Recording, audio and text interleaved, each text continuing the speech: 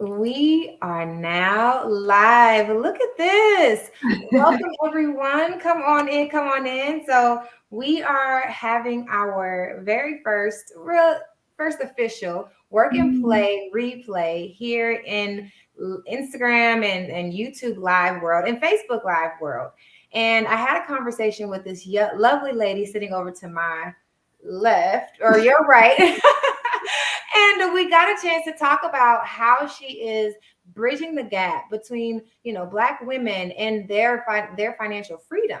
And so on the Work and Play podcast, episode 67, we got to talk to Miss Leida Speller, certified financial planner, among other things, and a bomb woman who is mentoring Black women out here to be their best self. So I'm really excited to have this replay of a conversation so that you guys can go check out the full episode later. But before we do that, Leida, would you please introduce yourself?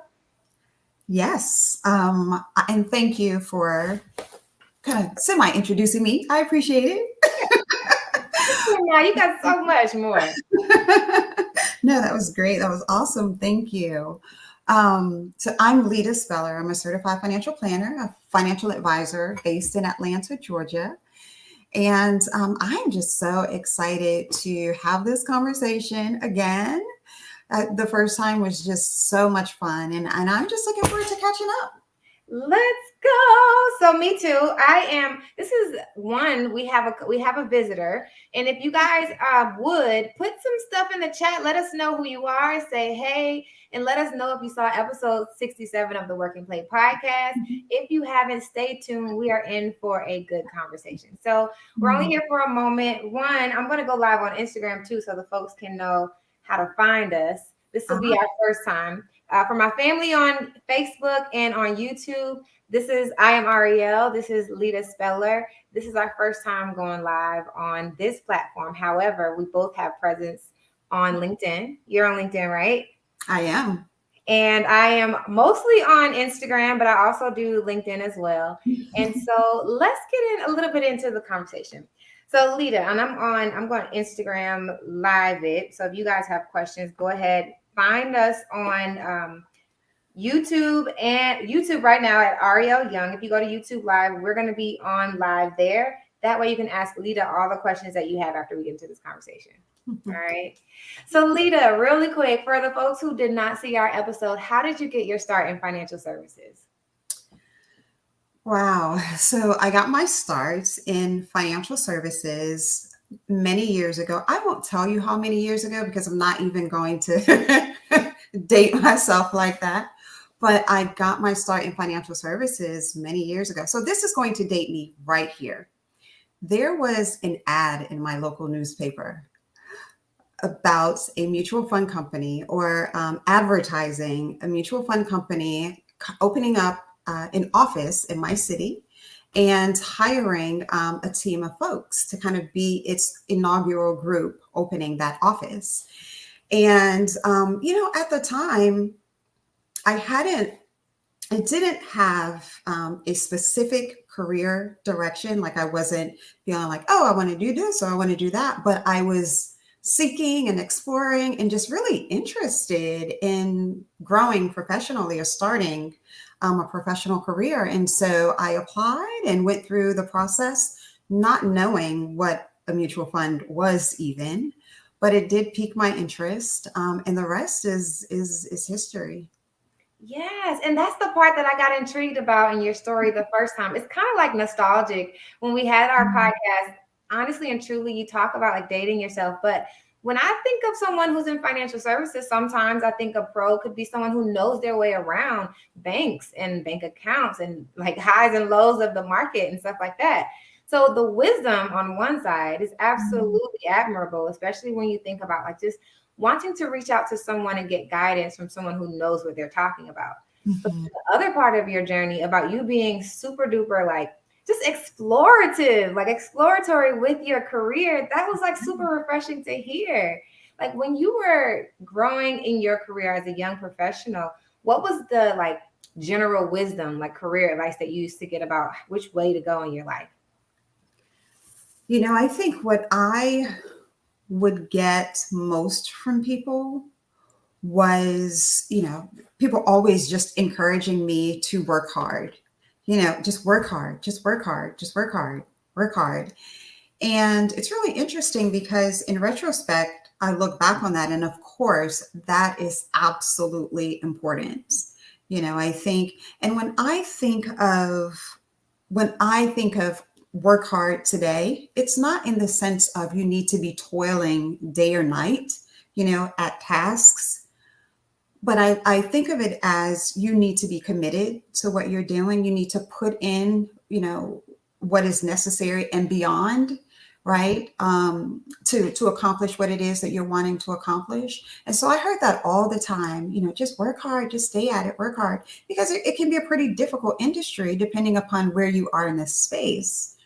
I think what was missing in those earlier years was not enough of follow your heart, understand what it is that sets your soul on fire. Like, what are you passionate about?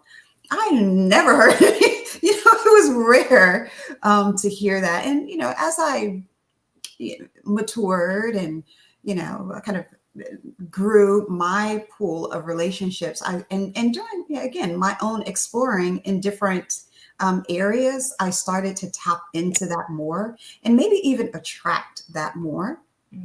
But I think it's an important message that people need to hear as they're developing what it is that they're wanting to do in this world and in this life, because it's really important.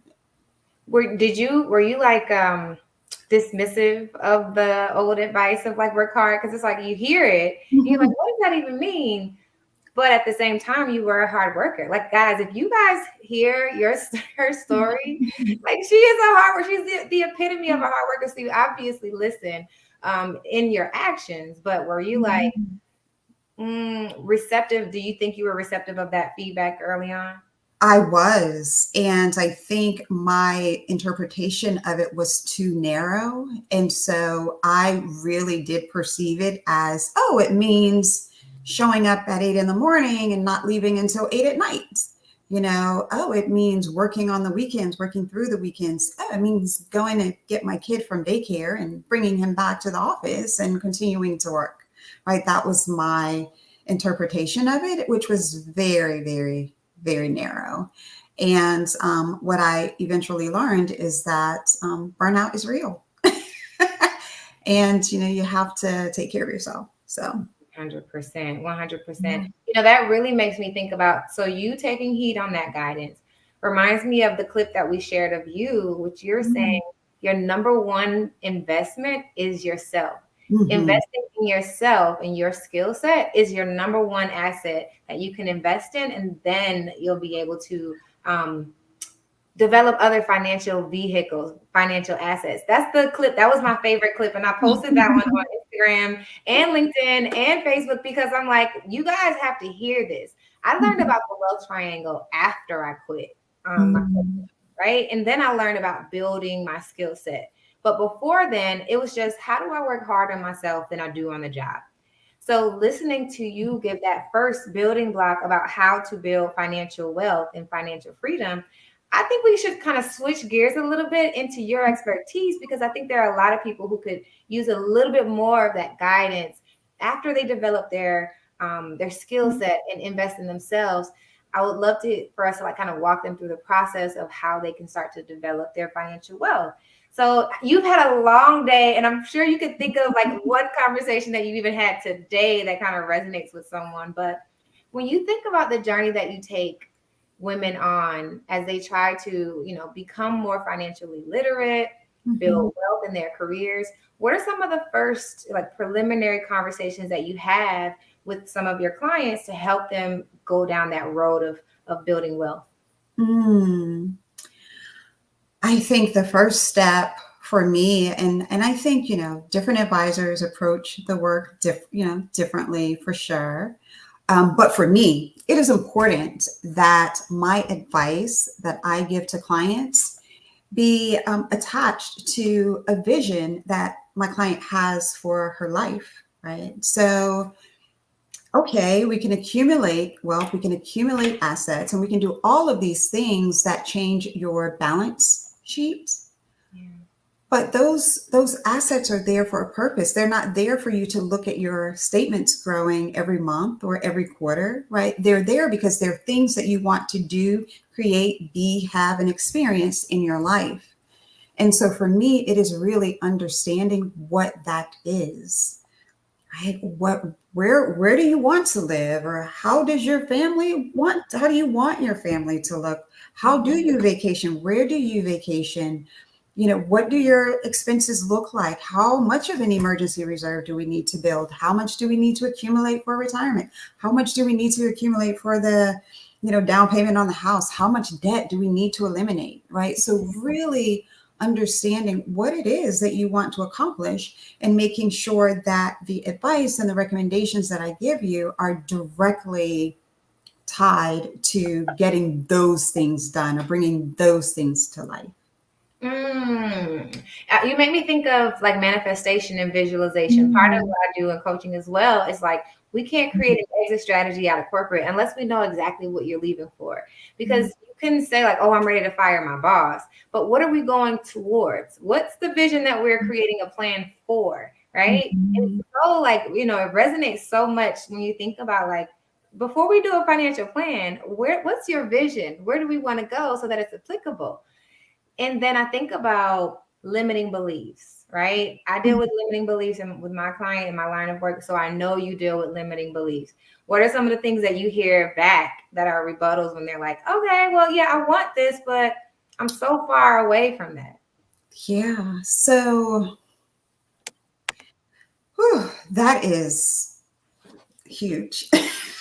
Like that's like it's big. Like I literally had conversations with two women, and these were more like socially, more social relationships, and just we're sharing and we're learning about and getting to know each other, and it was just so interesting to hear these very similar technical skills, if you will, right? Like if all else, was equal, you could see them kind of doing very similar work and having similar outcomes.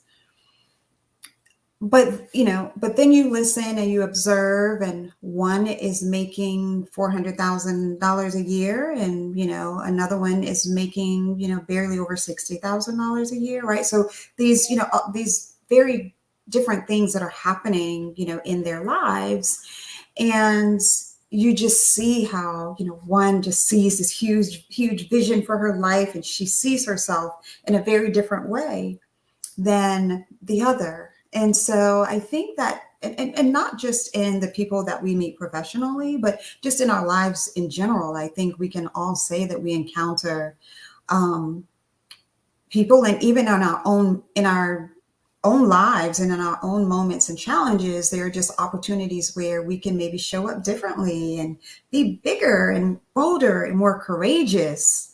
And so that's always something that interests me and excites me, because I'm human and I have my own, I've had my own hurdles to get over, right? And my own mountains to climb, but it's not my area of expertise. And so, um, in my work, I have the privilege of, when I do sit down to talk to someone about what it is that they want to accomplish financially, I have the privilege of learning about so many other things about them and other goals and other areas that they also want to achieve. And so I get to dig into my toolkit and say, oh, really? Well, wow. Oh, you're wanting to do that. And this is kind of a hurdle for you or a barrier. Let me connect you to this resource. Or have you checked into this? And so I know so many incredible people doing so much work around that, you included, right? That I get to help connect women with resources that support them in overcoming some of the challenges and the barriers to treating themselves really well financially. The way you describe it, one, I love the illustration that you gave us, where one, when you talk about the number one investment is in yourself and your skill Yeah. set. The second thing you said was you got to know your worth. Yeah. And to know that there's a woman who's making $67,000 doing the exact same work, maybe not as strategic, or maybe the Mhm. exact same work as the woman who makes 400,000, and she's not able to dream as big as the $400,000 woman. That was a wonderful illustration, sad illustration, but it was a really, really like specific. And let me just clarify. So they weren't doing the same exact job or work, but in terms of education and years in the profession, they had very similar kind of skills and backgrounds, but one was in an incredibly influential and high paying position, and the other not so much. Exactly. Yeah. I think that's when we talk about like the steps that it sounds like you're leading up to the steps that are required for a person to be able to work with a financial planner. And then the Mhm. things that we can do at other levels, right? To prepare to just be financially free, right? Mhm. I think Mhm. that it takes me into two different trains of thought.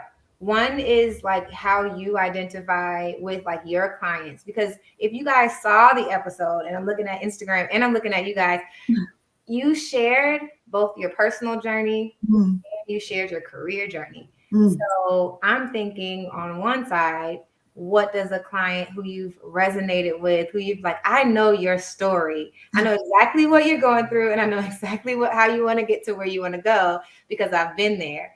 I'm curious, have you ever had one of those moments where you found that girl or woman? That is, so let me tell you, there is so much to be said about just having life experience, Yeah. right? Like Yeah.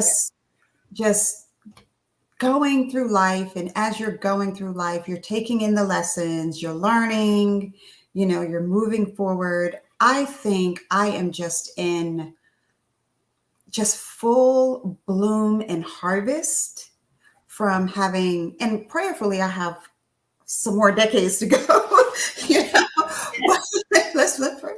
But I will say that I am harvesting something from those decades past that really has me positioned to have that experience over and over and over again, where I can so sit in front of my clients and say, and not at all make it about me at all, but to be able to say, I get it.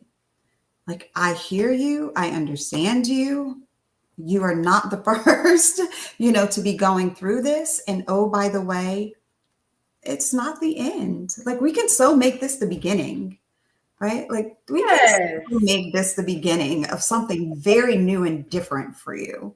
Mhm. And that's what's so rewarding about these conversations when, someone comes to you and says, you know, um, oh, I have, a lot of student loan debt, and, I make good money, but I'm spending too much, right?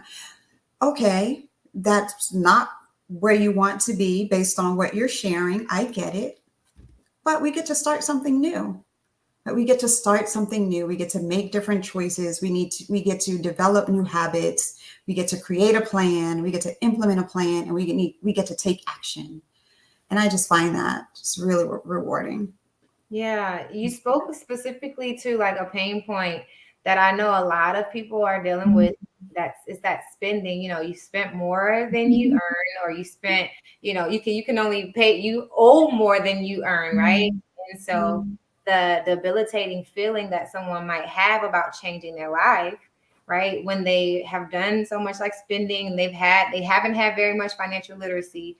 Um, and this might speak to someone before they get ready for a financial planner. What are Mhm. some of the things that someone can do if they're ready to change their life, but their bank account doesn't say that they're ready to change their life, or their credit score doesn't say that they're ready Mhm. to change their life, or even like a 401k and investments? What are some things that we can do preliminarily, I don't know if that's a word, to prepare ourselves, for the life that we want?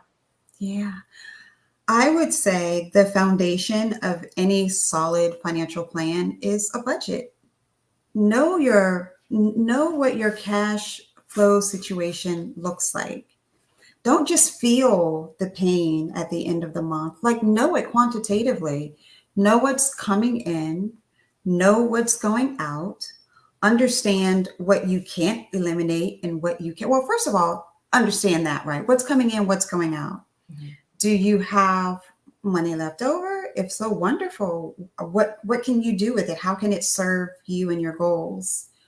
If you don't, then start understanding why you're in crisis. And one of the best ways I think to deal with financial crisis is nonprofit budget and credit counseling. Mm. And you can find nonprofit organizations in your community, and there are a few national now. Actually, I think the majority of them are national and have now swallowed up smaller community, like consumer credit counseling services organizations. They've kind of rolled up into a few bigger organizations, Mhm. but starting with like a budget and credit counseling session with a nonprofit organization that's often free is a great place to start if you feel that you're in financial crisis.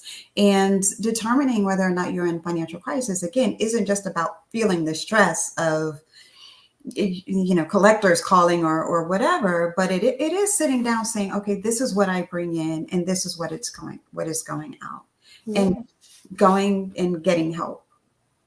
When you say you don't have to be like having bill collectors calling you just to Mhm. like to be in order to be in a crisis, that's absolutely true. There are people right now who want to just change jobs, right? Who want to just go into entrepreneurship. Yeah. And because their credit score isn't what it's supposed to be, or because they don't have the house that they want, or because they can't afford, they just got the house, right? And they can't afford it, or whatever it is, they feel like those are the things that just keep someone up at night from just changing their lives. A simple decision of being able to leave your job, knowing that you'd be able to be secure in your bills. Those are the things, or just to be like, can I slow down a little bit? My job is stressful and I can't slow down. That's a financial crisis. So these are things like you are really necessary to help people like pump the brakes and Mhm. consider what their financial situation looks like so that they can make the life changes that they want. Mhm. They can Mhm. live in abundance. So I think that that's a really important that you said. So you mentioned nonprofits, Mhm. and your career journey had a lot to do with nonprofits.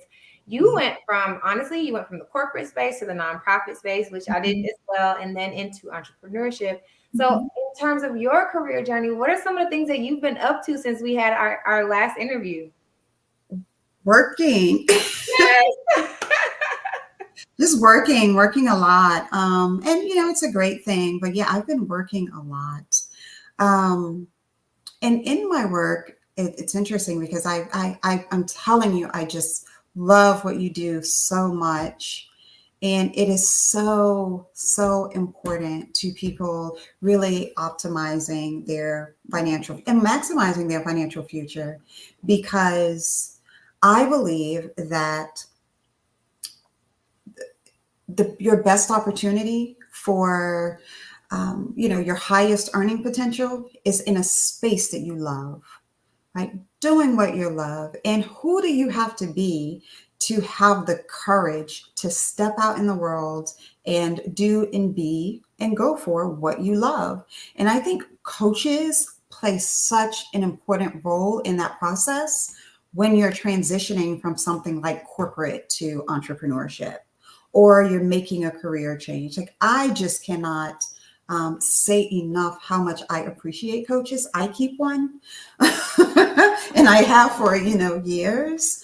And again, that's another important investment that I think many of us should consider making in ourselves. Yeah, so I've been up to just working a lot and having conversations about um, the intersectionality of mental, physical, and financial health, because they're real. Certainly, the intersectionality of having support, that kind of who you are and how you show up in the world, and how that is correlated to your earning and income potential. Yes. So having lots of conversations around that, because again, I am so privileged in that people come to me to talk about their finances and they end up sharing just a lot of incredible things. And I know that, we just live in a world with so many amazing and incredible people who just want to reach their highest potential. Yeah. And I think all of us who are so privileged to accessing all of that through whatever our point of entry is through our profession, kind of have a responsibility to be a resource and to open up our toolkits to help move our clients and our partners and whoever it is that we're working with forward in any way that we can. I just think it serves all of us. I was fighting back, not interrupting you because you were like on a roll, but I feel like honestly and truly, there's only one. Well, I feel like there's one. I'm identifying one person that's actually missing in this tripod, this trifecta, Mhm. and it's like a therapist, right? Because Mhm. you do get a chance to have people at their most vulnerable when they're Yes. talking about their money situations. It's like, listen, Mhm. I can't help you bring your credit score up if I really don't know what's back there, and that's for a credit repair. Mhm.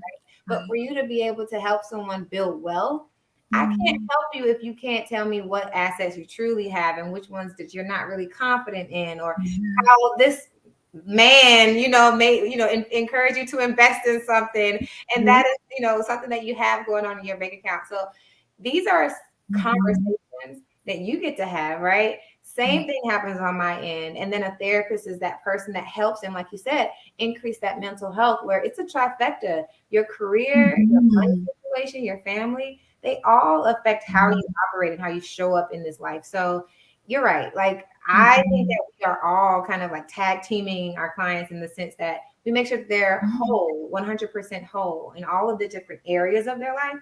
And Yeah. so, listen, if you guys have not seen episode 67 of the Work and Play podcast, then this Mhm. woman here, and for those of you guys who are on Instagram, I'm on YouTube right now with Leida Speller, episode 67 of the Work and Play podcast, certified financial planner, and just lived like 3 different lives, I want to say. And you're on like your third one. But I think that it's really important, all the things that you just shared about, like, one, your, again, like your empathy and your ability to be able to understand where your clients are and where they want to go, but then also your skill set, your financial skill set, and being able to understand what the books look like. You know what I mean? And it Yeah. really does allow someone to be comfortable with you so that if they need that support, they can reach out. Yeah. So Yeah. I want to thank you for being here. First of all, if you guys do have questions, I know you've heard a little bit of the conversation, Mhm. and we only have a couple more minutes. So if you guys are watching on the live stream or on the replay, feel free to pop your questions in the chat, pop your questions in the comment, and we will get to them. But Leida, I want to know some of the latest things that you have on your plate. I know you're working a lot, but the most exciting thing that you're working on right now, maybe, and then how people can contact you and what they have to look forward to. Yeah. Wow. So I'm in my practice, my financial planning practice, which takes up the majority of my time. Mhm. Um, but again, the most exciting thing I'm working on right now is this fusion of like, what are you? So let me just step back and say, the other day I had to go to the eye doctor, and I got a prescription for that was $2,400. A $2,400 prescription, right? And so, what pops into my mind instantly? What instantly pops into my mind is how we hear all the time, like seniors are having to make decisions about whether they have, whether they're able to buy their medication or whether they're going to pay rent or whatever. And so again, it had me thinking so much about this intersectionality again of being able to go out into the world mentally, emotionally healthy, right? So that we do value who we are and what we bring to the marketplace, so that we are asking for our worth, and so that we are able to generate the income that's necessary to also not only live our best lives today, but to also prepare ourselves financially for the future. And so just having conversations about that. I recently did an event at the Wellness Spot here in Atlanta where I brought in a mental health a therapist, Nice. a health coach, and I was there as the host, and just having that conversation about how do we go out into the world during our earning years as mentally healthy and strong and capable as we can, so that we are making the money that we need to make and that we want to make to build our current life and future. And also, what are we doing to maintain optimal health as we're moving through this life? Because medical care, healthcare, things like that, those are wild cards as we're aging, and they will deplete your wealth faster than anything. And so it's just an important conversation, both on the front end of wealth accumulation and then on the back end when you're starting to decumulate assets to provide for yourself in retirement. And so that's just a very exciting conversation to me, because it's important to young women, it's important to middle-aged women, it's important to much more mature women. It's just, or people, not even gender specific, just people in general. Americans. Like Yeah. it is literally that is a whole we can hit that at every population. Yes, for In America. sure. For Yeah. sure. So yeah, that's what's been on my plate a lot. Just how do I fuse this together? And again, just been being really busy in my practice, serving clients, working with my clients. So, and that's always exciting. Absolutely. Well, thank you so much for being a vessel in the community and using your skill sets to help out people who actually need it. Using your brain power as well to think about how do we attack these issues, these social issues in a way like from a skills based perspective, right? Not just from a like Mhm. perspective, but from a knowledgeable perspective. And so I really did appreciate this. I wish we had more time, but listen, I told you I wouldn't have you longer than 30 minutes, and I promise. So I am going to let you go. But before we get out of here, would you like to share like how can people find you? Are you taking new clients right now, or is that like a wait and see? Yeah, no, I am. And really the easiest way for people to find me and to get me is to just shoot me an email. I mean, you can definitely look me up on LinkedIn, my name. That's probably where I have the most significance, like web presence. I'm a little dated. I don't really, as you saw with the Instagram, I'm like, that's not really my thing. But you can definitely look me up on LinkedIn, or they could shoot me an email at Speller at Apogee, which is APOGEEFP.com. There And they we can go. just shoot me a note and we can just connect. Yes, it'll be also in the description below. And listen, you guys check her Instagram now, but wait, because when I get my hands on her Instagram, it's going to look a lot different. There's no way that we can be in 2022 without the Instagram, but that is the beauty of collaborations, because the Mhm. content conversation you can have you going all day. So, want to thank you, Lita, for joining us. Arielle. You've been amazing. And for those of you guys who haven't shared, you can get some wisdom, you can get some career perspective, and a little bit of insight to help you start to think about how to live financially free. And if you guys have not gotten a chance to contact her, then go ahead and contact her. If you're in the replay, drop a comment. We will be monitoring the chat. But until next time, y'all, thank you for listening. Thank y'all for watching. Peace out, guys. Thank you.